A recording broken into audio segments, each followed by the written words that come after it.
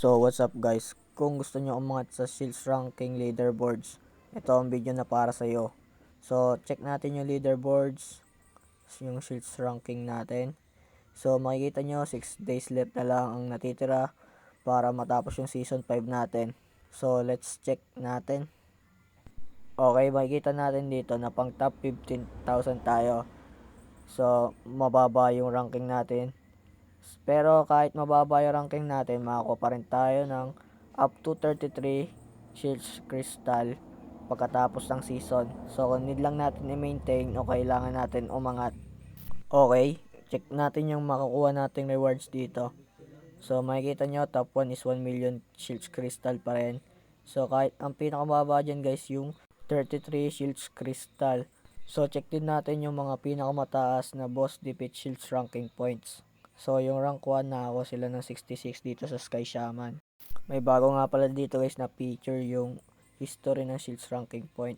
Makikita natin dito kung saan natin nakukuha yung mga ranking points, tulad na lang nitong growth dungeon ranking, saka yung Shields pass reward. So nakakuha tayo ng 60, then 5. So nakakuha tayo ng total of 380 dyan. So check naman natin yung dungeon growth ranking. Makikita natin dito yung mga ranking natin, then mga ranking rewards. So pang top 82 tayo, so makakuha tayo ng 60 shields ranking kada week yan guys. So kaya guys, wag natin pabayaan yung ating ranking dito sa dungeon growth. So everyday naman pwede kayo mag-enter sa dungeon. So kailangan nyo lang i-beat yung record nyo at mas mataasan nyo yung nasa top rankings. So tatlong dungeon growth to guys, ibig sabihin iba't iba sila ng ranking. So kung top rankings ka dito sa tatlong to, magkakaroon ka ng 180 shields ranking points weekly. Next naman tayo dito guys sa shields pass. So dito sa shields pass, kada gawa mo ng mission, makakuha ka ng shields ranking points. So pag natapos mo yung shields ranking point na quest, pwede ka rin makakuha dito sa achievement reward ng iba't ibang resources. Pag natapos natin tong daily pass mission, magkakaroon tayo ng total of 50 shields ranking points everyday yan guys. Kaya huwag nyong kakaligtaan yan. Mga basic mission lang yan guys. Kaya kayang-kaya natin tapusin yan agad. Also dito sa season pass mission, meron dito field boss, current collection, then dungeon use. Makikita natin dito yung bagong world boss token. So need daw natin ng 50 na ganyan. Then also yung rich character level. So level 140. So currently we are still level 61. So hindi natin kayang makuha yung 300 shields ranking points guys. Kasi dun sa world boss need natin level 100. So dito naman sa rich character level is 140. So mas malabo natin yan makuha. Next is yung Tower of Sage naman guys. Dito naman is by floor. Then rankings. So makita natin dito mataas magbigay ito. Pag rank 1, makakuha tayo ng 1-4 shields ranking points. So baling taas magbigay niyan guys. Kada season to. Ang pinakamataas ko na floor dito is floor 4 lang. Pinamitan ko lang siya ng high potion para makalusot sa floor na yon. So kada taas ng floor natin is mas madaming resources tayo makukuha, tulad na lang ng resources na pwede nating pang upgrade o kaya pang gawa ng weapon. Okay, next na natin yung mga field boss. Dito nga pala guys sa field boss, so makikita natin 13 seconds na lang siya. So try natin mag-enter dito. Kung mababa pa lang ang level nyo guys, payo ko lang sa inyo na dun kayo sa kauna-unahan. So pag medyo mataas na kayo, punta kagad tayo dito sa level 50. Okay, move na tayo guys. Hintay lang natin mag-loading. Okay, lipat tayo ng channel. So, channel 3. So, yan. Banatan lang natin yan guys. So, turuan ko kayo ng tips dito. Punta agad tayo dito sa field boss. Kasi matagal naman yan. So, punta tayo next boss. Dito tayo sa silver. Silver anchor. So, pisahin kagad natin tong instant move. So, makikita naman natin yung life ng field boss. So pag matatapos na, pisahin na natin yung teleport o instant move. So para ganun guys, di tayo malate sa other field boss kasi minsan napupuno kagad yung channel. So hindi tayo makapasok agad. and mawawalan tayo ng extra shields ranking points. Sayang naman yun guys, bali 75 o kaya 80 plus ang makuha natin dito sa current level natin. So check ulit natin, may bago nga pala tayo guys dito na build boss. Makikita natin dito yung full crack crab. So I think sa new region siya, sa Glacius Plains makikita. So level 80 ang need dyan guys, kaya di pa natin yan kaya.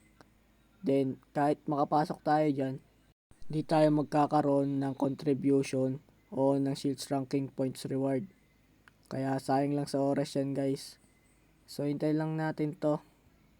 So hindi natin kagad nagawa yung technique natin, pero nakuha tayo ng 70 plus na shields ranking. So gawin lang natin, siguro naman abot pa rin tayo dito. Okay, yan, instant move na tayo dyan. So kung mataas naman yung level nyo guys, ulit-ulitin nyo lang yung ginagawa natin. So palit tayo ulit ng channel. So medyo matagal na ulit to guys matapos, kasi daming bar naman, pero malas naman yung kasama natin, matatapos din kagad to. So habang hinihintay natin matapos o mapatay itong field boss, check natin yung daily pass mission natin.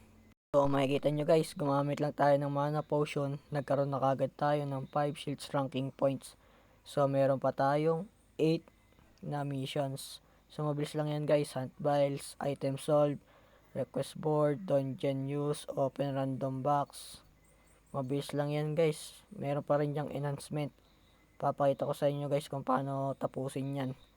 So punta tayo dito sa request board. Then meron akong technique dito guys, yung continuous refresh, o may features sila na continuous refresh. So pipili lang kayo dito ng target grade SSS. So confirm natin, pili muna tayo ng missions. So yan, confirm natin. So auto na yan guys, hanap na yan ng SS saka S na request board quest. So ayan guys, natapos na rin. Nakuha tayo ng 83 shields ranking point. So mas mataas dun sa silver anchor. So mas mataas na level na boss, mas mataas yung bigay na shields ranking points. So next tayo, dito tayo sa codex. Hanap tayo ng physical at magicals na vials. So para matapos natin yung request board na kinuha natin. So punta lang tayo dito kay Kaugi. So sa region na to guys, maganda dito yung pag may magkasamang magical at physical, mas mabilis natin matatapos yung request board. So makikita nyo dito, defeat magical and physical. So siguro guys di natin yan matatapos ngayon. So proceed tayo sa ibang mission. So sa daily mission guys, need lang natin i-clear yung 2 dungeons. So clear lang natin yan.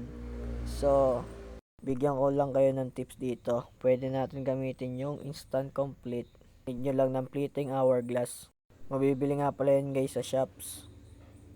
So ayan, tapusin lang natin. Instant complete. Ang pwede nyo nga lang palang instant complete ay yung mga na-clear nyo na. So tandaan nyo yan guys. Yung mga na-clear lang ang kailangan nyo ma-instant complete. Okay, claim na natin yung mission. O ayan guys, complete na. Okay, proceed tayo sa ibang mission guys. Next mission naman guys yung dismantle. So pili lang tayo dito ng 5 equipments. Then pagkatapos yun guys, next mission natin is mag-enhance tayo ng equipment. So click lang tayo dito ng equipment, then enhance. So kailangan natin guys is successful. So succeed naman. Next is pag-open ng random box. So open lang tayo ng 5 random box guys. So ayun, natapos agad natin yung 3 mission. So magkakaroon ulit tayo ng 15 shields ranking points.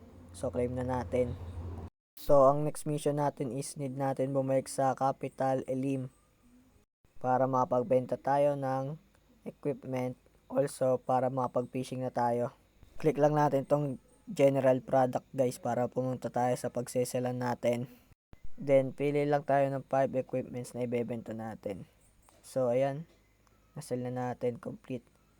Then next natin is yung pag-fishing. So click lang natin to guys yung fishing, then create fishing spot. So pag nasa labas kayo ng Capital Elim, o nasa adventure tayo guys, hindi tayo makapag-fishing doon. So, kailangan tayong umuwi dito sa capital. So, fishing lang tayo guys. Need natin ng 5 equipment from fishing. So, matagal mag-fishing guys. Fast forward na natin to. So, wait lang natin hanggang makalima yan. So, ayan guys, nakalima tayo. Pwede na natin yan i-claim. Bale, ngayon is nakakuha tayo ng 40. Then, itong dalawang to, mabilis na naman yan tapusin. Tapusin ko na lang yan mamaya guys para maka 50 shields ranking points tayo. So, check ulit natin itong shields ranking. So, makikita nyo guys, di pa yan nadagdag. Mamaya pa reset nyan guys, kaya ganyan. Makikita natin yan kinabukasan. So, yun lang muna guys para sa video natin na tungkol sa shields ranking points. Sana may natutunan kayo.